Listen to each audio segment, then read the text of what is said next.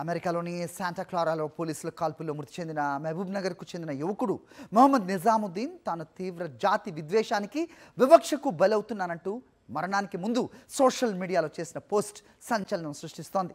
నిజాముద్దీన్ ఈ నెల 3న తన రూమ్మేట్ను కత్తితో పొడుస్తుండటంతో విధిలేని పరిస్థితుల్లో అతనిపై కాల్పులు జరిపామని శాంటా క్లారా పోలీసులు చెబుతున్నారు. అయితే తాను జాతి విద్వేషం, వివక్ష, వేధింపులు, చిత్రహింసలు, వేతన మోసానికి గురయ్యానని సోషల్ మీడియాలో చేసిన పోస్టులో ఆవేదన చెందాడు నిజాముద్దీన్.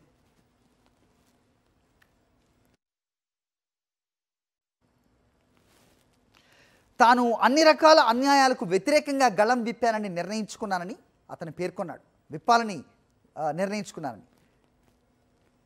మరోసారి చూద్దాం. అన్ని రకాల అన్యాయాలకు వ్యతిరేకంగా గళం విప్పాలని తాను డిసైడ్ అయినట్టుగా పేర్కొన్నాడు.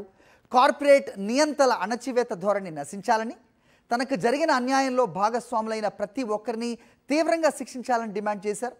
తనను అన్యాయంగా ఉద్యోగం నుంచి తొలగించారని, అక్కడితో ఆగకుండా ఒక జాతివాద గూఢచారి సాయంతో వేధింపులకు, వివక్షకు, బెదిరింపులకు గురి చేశారని నిజాముద్దీన్ మరణానికి ముందు సోషల్ మీడియాలో పెట్టిన పోస్టులో ఆక్రోశం వెల్లగక్కాడు.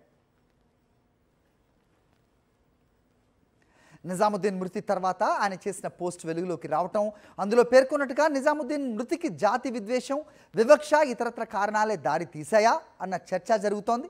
మరోవైపు తన కుమారుడి మృతిపై నిజాముద్దీన్ తండ్రి ఇప్పటికే అనుమానాలు వ్యక్తం చేసిన క్రమంలో మరణానికి ముందు నిజాముద్దీన్ ఆవేదనతో కూడిన పోస్టు ప్రస్తుతం సంచలనంగా మారింది.